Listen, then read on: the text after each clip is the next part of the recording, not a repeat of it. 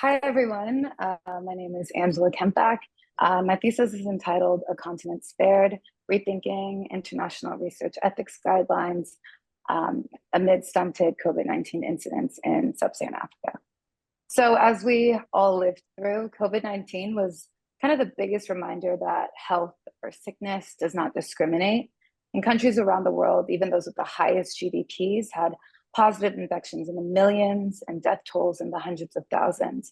And this is also despite the earlier vaccine distribution and sort of quote unquote better healthcare advancements than low and middle income countries, alike those of Sub-Saharan Africa. So in this region, Sub-Saharan Africa, it's possible to expect even worse off conditions due to barriers such as the government's purchasing power, which affects the vaccine availability, and also challenges to enforce physical distance measures, especially when the local economy relies on markets. However, what we find is the exact opposite. So countries in the Americas overwhelmingly exceeded the total cases and the number of deaths in Africa. And there's a couple reasons for this, and or not a couple reasons for this, but there's questions about why this is and theories that I'll go into later, also confounding variables that I'm sure we can all think of right now, such as case reporting that I will go into later as well. So even if we look at some US states, there are some US states that have significantly higher cases and deaths than those of individual African countries like Gabon, Cameroon. If you look at California and Texas and Florida, they all exceed the number of cases in these countries as well, which is very interesting. So there's a couple of theories as to why this could be the case. The first one being climate and seasonality. So what I did to kind of investigate this was I took the states with similar climates in terms of temperature and humidity compared to countries in Sub-Saharan Africa. And then I also, because another theory in this seasonality argument was the equatorial position. So they speculated that countries that lie along the equator would have lower COVID incidents, or would have, lower COVID incidents, or be less affected by COVID. So I took countries in South America, like Brazil and Colombia, and finding that despite these similarities between the annual average temperature, humidity, and the equatorial position, the countries in Sub-Saharan Africa, the states, of the Americas and the countries in the states and countries, in the Americas are still experience significantly higher COVID impact than those of Sub-Saharan African countries.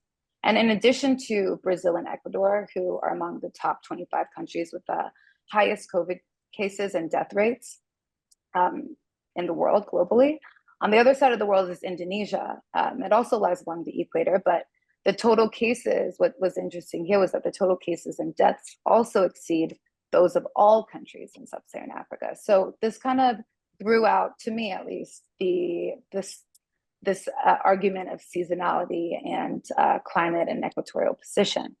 Another theory was inaccurate reporting, which is not even necessarily a theory. This one is more so a fact. It could be the case that we're seeing that the US has the highest number of cases and deaths because we have constant tracking here. The infrastructure is in place here. I'm not sure how it is all around the world, but that is something that is very much appreciated. However, if we compare the total deaths to before COVID, so like deaths around 2019 or before 2019 to after COVID in the Sub-Saharan African countries, if it is the theory that there is a lack of reporting, we're seeing that the death toll really only increases, or the death rate really only increases by marginally the same amount that died after COVID. So essentially, in a less confusing way, it seems like those deaths are really accounted for. So not to say that there isn't inaccurate reporting, but just to say that because the deaths are in the thousands, whereas other countries are in the tens of thousands or in the millions, I don't know how inaccurate the reportings could be that they would leave off such a large number of individuals. And if it is the case that there are, which it probably is, that there are there's lack of reporting for cases, it would suggest that if there's more cases than we actually are finding, then that would mean that they're faring off even better in terms of survival. So those were just, that was to sort of explore the inaccurate reporting. And obviously it's not to say that this is not accurate or this is not valid, but there are other variables that sort of, I think, diminish the weight of this argument as well. Next is response to leadership. So I think New Zealand really kind of taught us the power of good leadership in terms of minimizing the number of cases and deaths. However, it's not exactly clear how much leadership affected the countries that I highlighted in my thesis, which includes Nigeria, South Africa, Cameroon, Gabon, and Ghana. So in looking into these countries, such as South Africa had actually very early and immediate response to COVID, yet still had the highest cases and deaths in sub-Saharan Africa. And other nations also indicated a steep decline in COVID cases after June 2020. And we don't know if that's related to leadership, since there's not a particularly wide-known strategy coming out of sub-Saharan Africa that was instrumental in minimizing COVID, as to my knowledge and according to my research. So finally, the last is travel. And so travel is a known contributor to the spread of COVID. It's plausible. So because of this, it's plausible that countries less affected may be less tourist friendly in a sense. However, there are countries not widely visited that still have significantly higher COVID incidence than those of sub-Saharan Africa. And another theory that I actually found that might explain the geographic disparities is called the effective distance model. So it essentially posits that countries where COVID spread first after Wuhan may have less COVID spread, or they would be less impacted by the disease spread. So the African continent was the last to have all countries within it have positive COVID cases. So that could contribute to the geographic disparities. But again, this isn't the effective distance theory. It's just that, a theory. It needs to be substantiated. And so my ability to make arguments for all of the available theories, or all of the theories that I discussed, it really just speaks to the fact that there needs to be more formal investigation into this discrepancy. And there's sort of an ethical imperative to do that, specifically in the context of sub-Saharan Africa, because despite provisions and policies to protect human research subjects, oftentimes foreign-led research has disproportionate benefits between the researchers and the country that they hail from, and the people of the region that they're conducting research in. So it might be the case that, for example, it might be beneficial, but when pharmaceutical companies will come in and perform or initiate any sort of investigation or research, and then the medications don't get distributed to the people in the country. It's kind of examples like that kind of sometimes go unnoticed.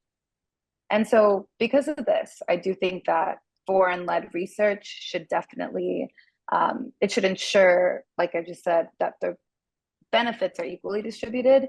And I think that COVID is a good example, and the discrepancies of COVID in sub-Saharan Africa compared to the West is a great example of an investigation that should be pursued.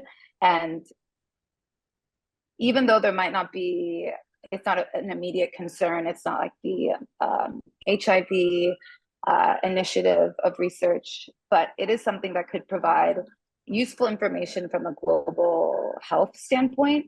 And I think that it's a way to sort of balance implementing these, or enforcing rather, these investigations that really affect or benefit the people of the region, is a good way to kind of balance the scales in a sense.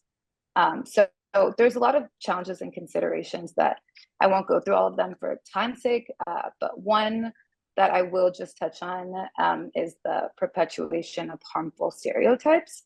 So historically, Black individuals have been presumed to have more of a pain tolerance or strength. And there is a risk that conducting this type of research may encourage research that exploits individuals to understand why, if it is if the causes of the reasons for the discrepancies are immune related or physiological related to physiology, that this could also,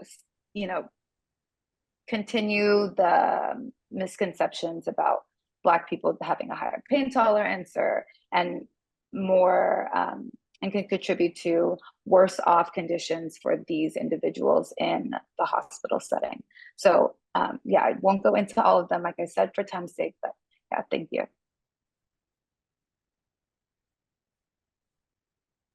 Fascinating, very important topic. So thank you. Comments, thoughts, questions? Arthur, do you have your hand up for now or from before? No, I put it up. Okay, I go enjoyed Angela's talk a lot. And Angela, I think you'd agree with this, that what you're talking about is a kind of an ethical imperative to be more epidemiologically engaged when they come upon other populations, not just trying out this or that drug. Because it seemed to me, yes, there could be some stereotypes involved, but it seems to me they've done this in other parts of the world where they see a whole population has a much lower rate of arteriosclerosis or something like that, and they try to figure out what's going on there, or subpopulations, one by the sea, one up in the mountain. They seem to have different rates of heart disease, whatever. And it stands to reason that they should do that when they're doing research in parts of Africa as well. So I really enjoyed that. I think they try to do it even within this country.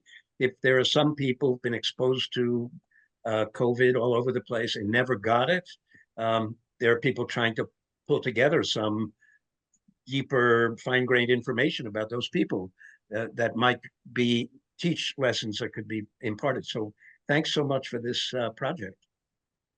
Thank you. You were great, very helpful in giving me ideas that allowed me to do more research. So thank you. Other comments, thoughts? Two questions. I was struck that Brazil was so high. In my sense, it was because the president, Bolsonaro, was, like some leaders in this country, sort of denying COVID, Right. et cetera. I'm wondering what role that you think plays.